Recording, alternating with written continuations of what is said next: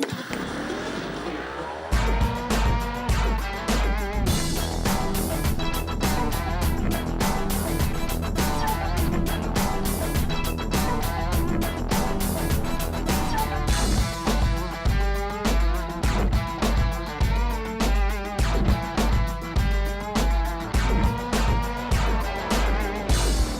time on the hit list, 9 music legends who were never destined to grow old gracefully. This is the Fender Stratocaster that guitar hero Jimi Hendrix famously set on fire on stage at the 1968 Miami Pop Festival. Nearly 40 years later, it fetched a staggering £300,000 at a London auction. Only the Beatles excel in price over Jimi Hendrix. There's a hierarchy. It's the Beatles, Hendrix, Elvis, then Rolling Stones, Madonna and stuff like that. It levels out into various areas. But Jimi Hendrix is one of the most collectible people, rock stars. Not just because he's dead, but because his career was so short. After growing up in poverty in post-war Seattle, James Marshall Hendrix didn't get his hands on a guitar until he was 15 years old. At the age of 27, on September the 18th, 1970, he was found dead on the floor of a London apartment after choking on his own vomit. In between, he transformed the electric guitar into a virtuoso instrument, paving the way for the guitar gods of heavy metal. To this day, he remains at number 1 on Rolling Stone magazine's list of greatest guitarists of all time. Audio engineer Eddie Kramer first worked with the Jimi Hendrix Experience after they formed in 1966. I have to say this, that working with Jimi Hendrix was the greatest experience of my life, and no pun intended with the word experience, but he was just so wonderful in the studio. He had a great sense of humor. He had complete command of the instrument itself. 3 years later, with his new band Gypsy Sun and Rainbows, he was headlining the legendary Woodstock Festival in upstate New York. Due to delays and technical problems, the band didn't make it on stage until the Monday morning, by which time half the crowd had left. Well, it certainly was a challenge. I've always said this about Woodstock, 3 days of drugs and hell. At the end of the 2-hour set, Jimmy launched into a solo improvised version of the Star-Spangled Banner, which is now regarded as a special symbol of the late 60s. It's really Jimmy, and it's incendiary performance. And you think about the political atmosphere at that time in 1969. We're in the middle of the Vietnam War, and he does this absolutely stunning performance of the Star-Spangled Banner, which kind of sums it all up, and that's the iconic performance. Just like Jimi Hendrix, Nirvana frontman Kurt Cobain would not live to see his 28th birthday. For the first time since the death of Jimi Hendrix in 1970, a major rock star has died at the peak of his creativity, and it could be said that his best work was still to come. After years of struggling with drug addiction and the media pressures surrounding him and his wife Courtney Love, his death in 1994 was ruled the result of a self-inflicted shotgun wound to the head. Although Nick Broomfield may have had other ideas when he set about making his 1998 documentary Kurt and Courtney. However, his attempts to expose the demons of the singer-songwriter who led the grunge revolution in Seattle fell on fallow ground after Courtney refused to talk to him. I assumed that, I didn't realize when I went in that Courtney Love won't talk about this aspect of her life.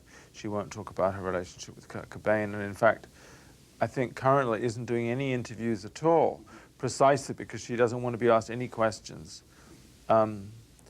about his death or any things, I had no idea of that going in. In fact, I thought I would be making probably a rather likable and charismatic portrait of her.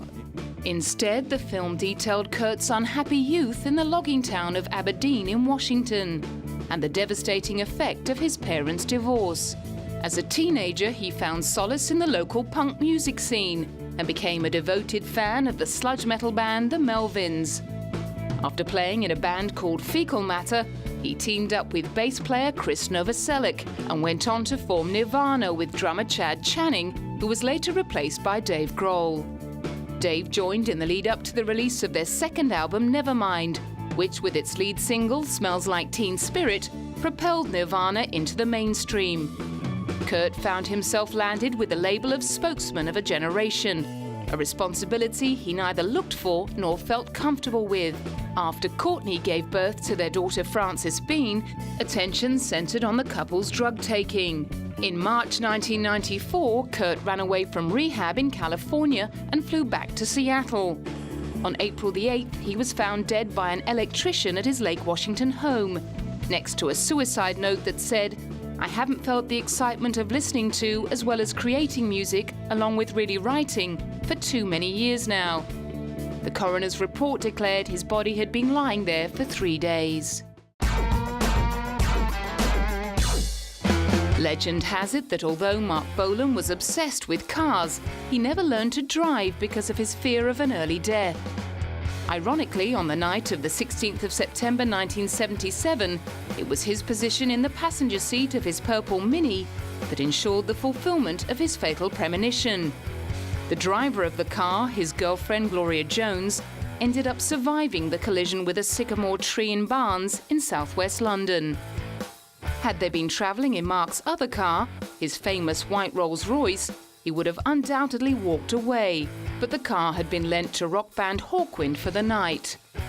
As Gloria lay recovering from her injuries, the media were all over the crash site, which has since become a shrine to the T-Rex singer who spearheaded the glam rock era in the early 70s and pumped out hits like Jeepster and Telegram Sam. Looters on the hunt for souvenirs also broke into his house less than a mile away in East Sheen. Among the mourners at his funeral in Golders Green were fellow glam rockers David Bowie and Rod Stewart. A wreath in the shape of a swan was displayed outside the service to commemorate his breakthrough single, Ride a White Swan. As well as his musical legacy, which has spawned T-Rex covers by the likes of Elton John, Duran Duran, Bauhaus and Adam Ant, Mark's flamboyantly androgynous sense of style has seen him live on in fashion trends and exhibitions. Clearly you see people like Mark Boland wearing the sailor suit in you actually see him in the exhibition in his Top of the Pops video. And that's kind of the sailor style lending itself to the flamboyance of glam rock. The re-release of 20th Century Boy in 1991, after it was featured in a Levi's ad starring Brad Pitt, introduced a whole new generation to his music. And T-Rex songs have continued to turn up on countless film soundtracks, like Billy Elliot, Moulin Rouge, Meet the Fockers, and Quentin Tarantino's Death Proof. Like many of his 70s contemporaries, Mark has also been kept alive via the lucrative business of buying and selling pop and rock memorabilia. When it comes to talk of legacies, one dead legend stands head and shoulders above the rest in terms of lasting impact. More than 30 years after Elvis Presley passed away on the bathroom floor of his Graceland home in Tennessee, he continues to top the Forbes annual list of top-earning dead celebrities. As well as releasing more than 50 albums and starring in more than 30 movies, his early renditions of songs by Afro-American blues musicians paved the way for black artists in the 50s to be accepted in the mainstream. His swiveling hips, smouldering looks and sultry singing style raised the hackles of the post-war conservative establishment and wreaked havoc on audiences, with hysterical girls regularly needing to be conveyed from concerts to hospital by ambulance. Throughout the 60s and 70s, after a stint in the army, his addiction to various prescription drugs, hefty weight gain and penchant for jumpsuits saw him becoming a figure of ridicule in some circles. But the shine never faded from his later performances in Las Vegas. Yeah, I think he just had amazing charisma, really, and a great performance, and you know, people recognized that and could feel his passion in what he did. Despite his incredible public profile, Elvis remained a very private person, surrounding himself with a tight-knit entourage that included his younger stepbrother, D. Edward Stanley. And he said, "Hey, David, forget school, go to work for me, drop out of school, go to work for me, and I'll take care of you." Although Stanley had only been 4 when his mother married Elvis's father Vernon in 1960, he soon began to understand what the world saw in his big brother. Now, I'm a Beatles, Stone, I'm a rock and roller, and here's my big brother, the king of rock and roll, and I began to realize that when I saw those shows, started touring with him, and watching others respond to him, not necessarily just an audience of fans, but other rock and rollers who would meet him and just, wow, this is the king. And to the thousands of devotees who make pilgrimages to Graceland for the annual vigil on August the 16th, Elvis Aaron Presley will forever remain simply the king. If Elvis Presley walked into this building today, I would feel the presence of him. I mean, that's how strong his presence was. And that's an unexplainable phenomenon that I think in 30 years from now, I'll be 80-something years old, and we may be still sitting in this room talking about why is Elvis Presley so big. Ranked 28 on Rolling Stone magazine's list of the greatest singers of all time, rock and blues legend Janis Joplin was destined to die of a heroin overdose in a motel room in LA on the 4th of October 1970, 3 months before her 28th birthday. Parked outside was the famous psychedelic hand-painted Porsche, which went on display as part of a Flower Power exhibition at Whitney Museum in New York. It was a friend of Janis Joplin's called Dave Richards, who also worked as a poster artist, who custom painted it for her. And I think and in a period when you probably saw more hand-painted cars than now, this is a particularly elaborate example of a customized psychedelic car. So that makes it special, apart from the fact that it was Janis Joplin's and she used to drive it. Janis's lasting impression on the public psyche seems remarkable when you consider that she didn't even begin making it as a singer until June 1967, when her band Big Brother appeared at the Monterey Pop Festival.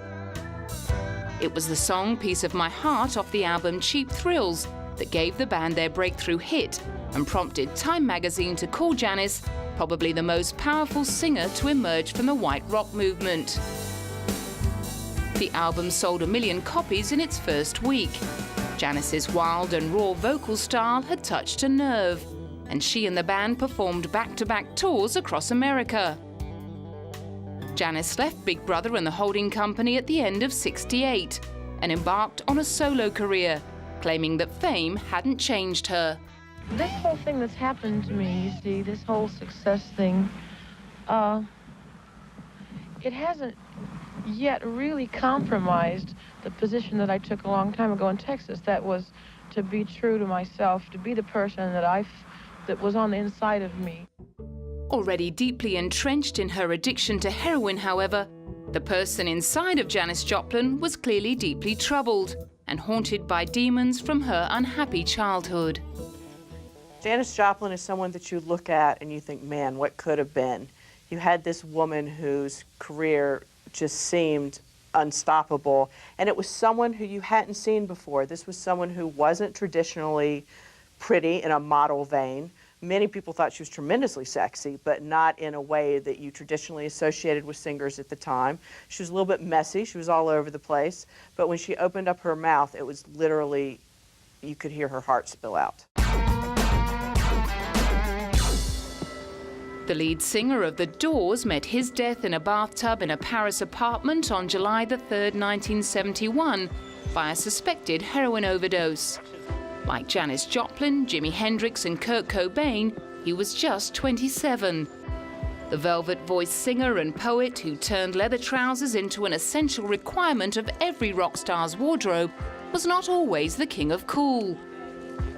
This 1964 public relations film, shot at Florida State University, shows a rather nerdy-looking Jim, acting the part of a student whose application for university has been rejected.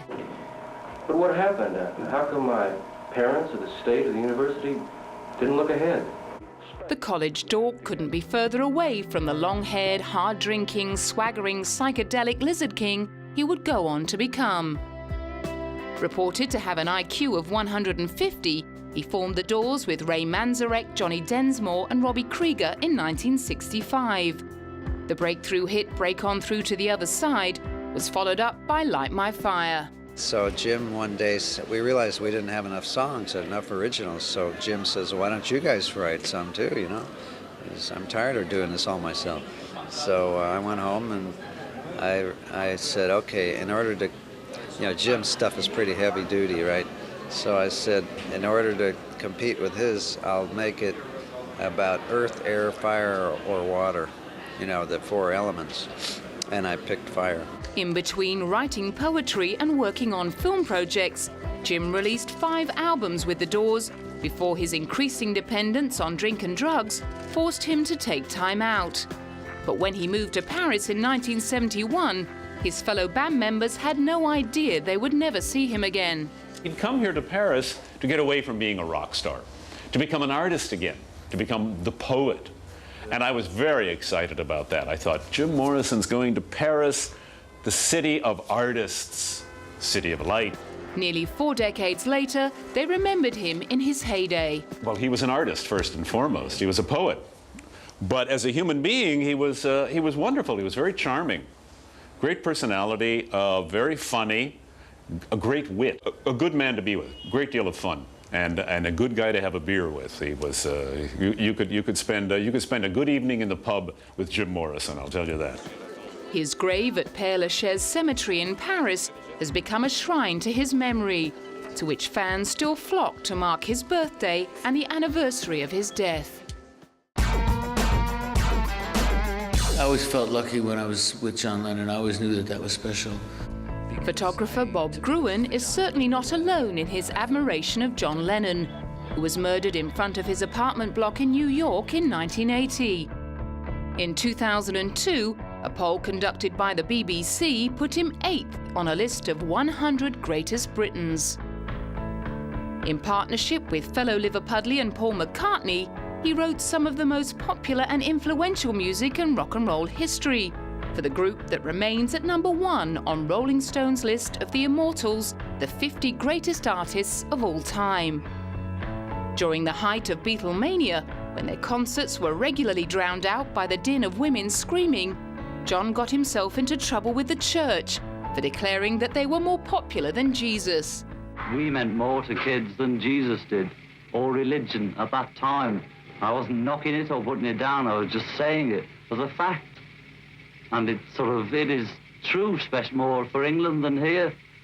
You know, I'm not saying that we're better or greater or comparing us with Jesus Christ as a person or God as a thing or whatever it is.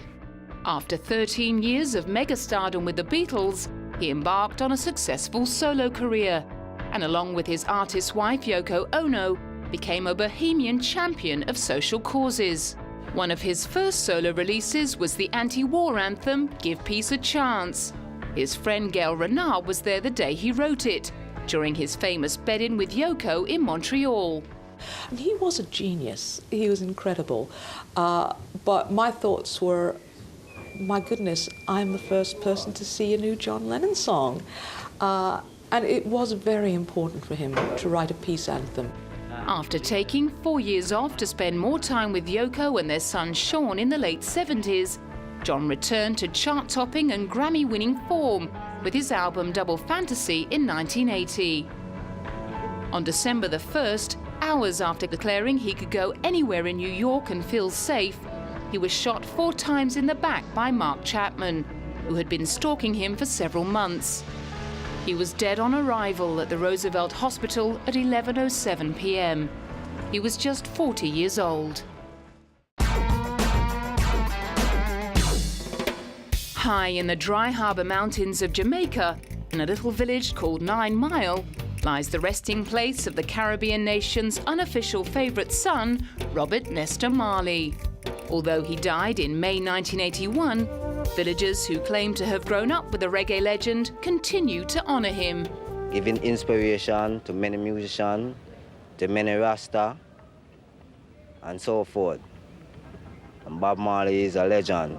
I don't have words to really talk about Bob Marley for the good that he have done, whether here in Jamaica or anywhere in the world. The young Bob Marley grew up in the countryside and city, absorbing both cultures. He popularised and helped develop a way of life that was uniquely Jamaican. From the music he played to the Rastafari religion, to the way he dressed and wore his hair. At the age of 12, he moved to one of Jamaica's poorest neighborhoods, Trenchtown. Songs written here made him an international superstar and a prophet of the people. Visitors who braved the trip into the dangerous neighborhood can see the cramped room where he slept and played music. He released his first album with the Wailers, Catch a Fire, in 1973. The follow-up album, Burnin', included the songs Get Up, Stand Up and I Shot the Sheriff, which became a hit for Eric Clapton and neatly boosted Bob's profile. He then based himself in London and turned out top-selling singles like Exodus, Waiting in Vain, One Love and Jammin'. He backed up the messages of peace in his lyrics with performances at political concerts and was once shot in the chest and arm for his trouble. His tragic death at the age of 36 came via a melanoma on his toe, which he refused to have amputated because of his religious beliefs. The cancer spread to his brain and lungs, and he died in a hospital in Florida, leaving behind his wife Rita and 12 children, as well as his rich legacy. His music will be around forever. Mozart's music, Mozart's still influencing people. That was 400 years ago. You can hear his music in anything today, you know. There's only 12 notes, 26 letters. Most of it's been done before, but he's an innovator, and we carry him with us all the time. Not only was he a musician and a singer, he was a very brave man who took a stance and fought for the rights of people, for human beings, and that's what it's all about. The most successful rock act in music history owes its genesis to the vision of a 20-year-old guitarist from Cheltenham called Brian Jones. In May 1962, he placed an ad in the Jazz News, inviting musicians to audition for a new R&B group that went on to become the Rolling Stones. Acting as their manager, he got them a gig at London's Marquee Club, and from there they took up a residency at the Crawdaddy Club in Richmond. By the middle of 1963, they had a record deal and rocketed to fame on the back of songs like I Wanna Be Your Man and Little Red Rooster. But it was their live performances that made the headlines. The suggestive lyrics and Mick Jagger's sexually charged gyrations sent women wild, and riots frequently broke out at gigs. Although Mick was the band's frontman, it was Brian who had always been considered the leader. Not only had he come up with the Rolling Stones name, he continued to be heavily involved in the direction of the band, alongside their official manager, Andrew Oldham. Rolling Stone magazine once wrote, "If Keith and Mick were the mind and body of the Stones, Brian was clearly the soul." However, as Mick and Keith Richards grew more confident in their own songwriting, the band moved away from its rhythm and blues roots into rock, and Brian was becoming more and more of an outsider. Photographer Jared Mankiewicz, who worked closely with the Stones from 1965 to 7, remembers a tricky shoot. But Brian Jones was being quite difficult, sort of lurking in his collar, the collar of his big brown fur coat, hiding and burying himself in a newspaper that he'd brought with him. And I was really concerned that he was going to mess the pictures up. By the age of 22, Brian had lost control of his personal life, having fathered 5 children by 5 different women. In 1967, he and his friend Prince Stanislas Klosowski were arrested for possessing drugs after a raid on Brian's flat. He was put on probation for 3 years and ordered to seek help. However, he continued to spiral downwards, and on the 9th of June 1969, he announced he was leaving the Stones. 3 weeks later, he was found dead at the bottom of a swimming pool at his home in Sussex, thus becoming the inaugural member of the 27 Club of popular musicians who've died at the age of 27.